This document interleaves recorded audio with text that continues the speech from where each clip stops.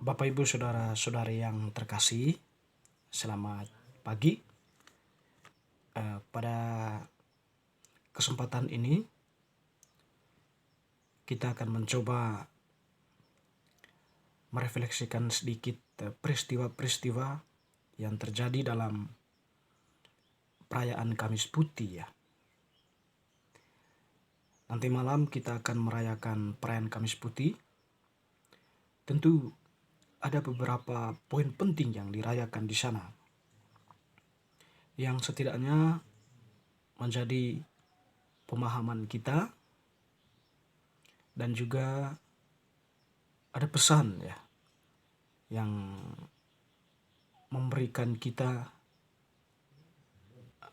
poin-poin mulia dan agung dalam menjalani kehidupan bersama di dunia ini atau dalam kehidupan keluarga kita, masyarakat, ataupun di tempat kerja. Sekurang-kurangnya ada 3 poin yang kita refleksikan di sini dalam peristiwa perjamuan atau dalam peristiwa perayaan Kamis Putih itu ya. Jadi yang pertama itu adalah peristiwa perjamuan yang kita kenal perjamuan malam terakhir ya. Itulah peristiwa yang setidaknya yang pertama yang terjadi dalam perayaan Kamis Putih itu ya, di mana Yesus dan para muridnya mengikuti tradisi Yahudi ya, Paskah itu ya. Jadi mereka berkumpul dalam sebuah rumah mengadakan perjamuan Paskah bersama ya.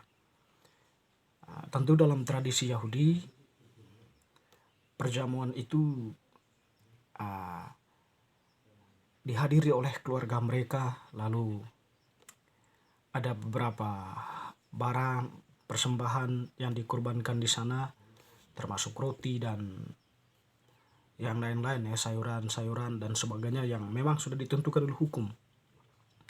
Sedangkan perjamuan yang dibuat Yesus tetap mengikuti tradisi itu, tetapi ada suatu model baru ya yang dia tampilkan di sana. Dalam perjamuan itu, Yesus setidaknya ada 2 barang utama yang ditampilkan di sana, yaitu roti dan anggur ya. Jadi dalam bahan persembahan ini materinya itu adalah roti dan anggur. Lalu berbarengan dengan itu, karena perjamuan ini adalah perjamuan secara baru oleh Yesus, maka yang di sana dalam perjamuan itu roti dan anggur ini kemudian didoakan oleh Yesus atau terjadi sebuah peristiwa konsekrasi ya di sana, di mana roti dan anggur ini materi masih dilihat seperti itu, tapi kemudian Yesus menggunakan itu sebagai sebuah simbolik ya, menjadi kurban dari dirinya sendiri atau simbol Yesus mengorbankan dirinya sendiri untuk para muridnya dan untuk semua manusia. Jadi di situ yang dikorbankan Yesus dalam perjamuan itu adalah bukan lagi sebagai anak domba binatang itu, tetapi dalam perjamuan itu Yesus mengorbankan dirinya ya. Itu sebagai simbol ya, menunjukkan kepada para murid dalam situasi itu bahwa saya menyerahkan diri saya ini untuk kamu, untuk semua manusia, yang disimbolkan oleh roti dan anggur ini.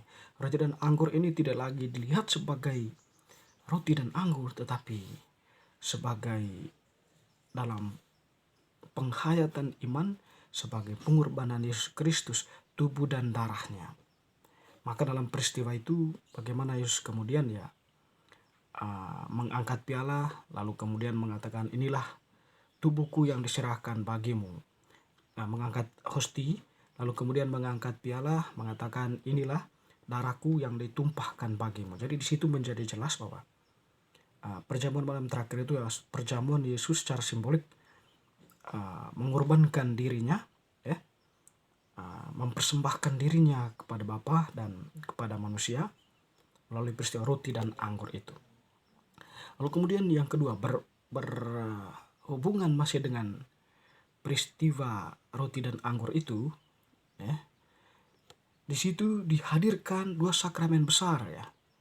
Yang pertama adalah sakramen imamat, di mana sakramen imamat itu sebuah sakramen yang diberikan secara khusus, ya, kepada orang-orang terpanggil, ya, secara khusus, ya, untuk kemudian ketika dia menjadi pantas, dia berhak menerima sakramen itu dari Bapak Uskup, ya, di mana nantinya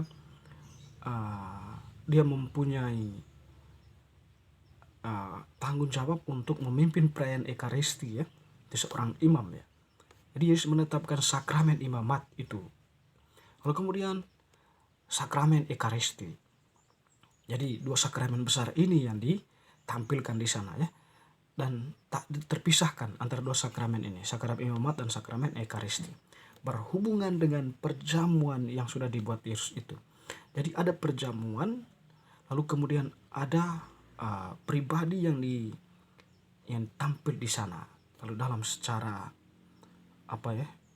kita kembali kepada Yesus peristiwa itu, imam agungnya adalah Yesus Kristus.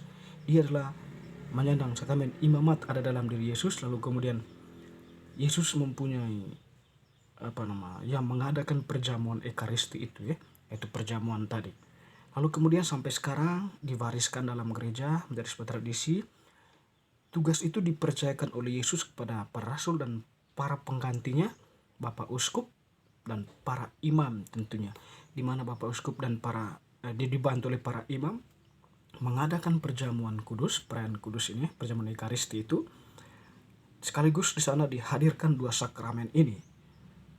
Makanya imam tuh Bapak Uskup itu disebut sebagai wakil Kristus, ya, persona in Christi, ya, dalam perjamuan Ekaristi itu, ya. Meskipun mereka sebagai manusia biasa, tapi diberikan percayaan ini oleh Yesus, ya. Lalu kemudian yang ketiga adalah poin penting, pembasuhan kaki. Ada perjamuan, ada sakramen, dan yang ketiga adalah pembasuhan kaki. Itu peristiwa yang ketiga, di mana di situ Yesus membasuh kaki para muridnya. Tentu ini adalah sebuah tindakan simbolik, ya, yang dilakukan oleh Yesus terhadap para muridnya yang mau memberi pesan saling mengasihi sesama. Jadi kalau aku melakukan ini, ya, aku sebagai gurumu, sebagai Tuhanmu itu benar, dan aku melakukan ini hendak menunjukkan kepadamu agar sekiranya kamu juga melakukan hal yang sama kepada sesamamu. Tentu pesannya adalah saling mengasihi satu terhadap yang lain. Antara kamu nanti diutus bukan sebagai orang yang pemimpin yang lalim, pemimpin yang memimpin dengan tangan bersih, tetapi kamu memimpin dalam semangat spiritualitas pelayanan seperti saya. Jadi kamu melayani semua orang, kamu akan mengasihi semua orang, memahami semua orang yang ada di sekitarmu. Atau setidaknya pembasuhan kaki ini sederhananya, ya, Yesus memberi pesan untuk membangun sikap rendah hati, ya, dengan sesama, dan juga mengerti, memahami sesama dengan baik, ya, untuk mencapai suatu tujuan bersama, yaitu, ya, kebaikan bersama itu tentunya. Jadi Bapak Ibu, tidak hanya ada 3 peristiwa ini, ya, yang ditampilkan di sana, ya.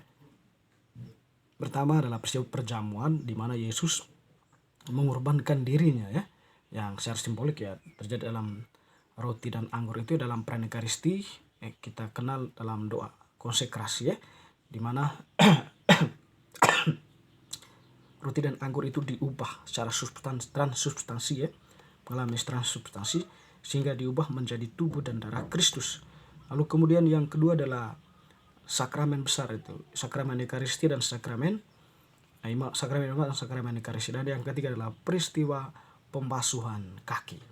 Teman-teman saudara-saudari, semoga refleksi kita ini memberikan pemahaman singkat untuk kita peristiwa-peristiwa yang terjadi dalam perjamuan kudus atau dalam perayaan Kamis Putih. Amin.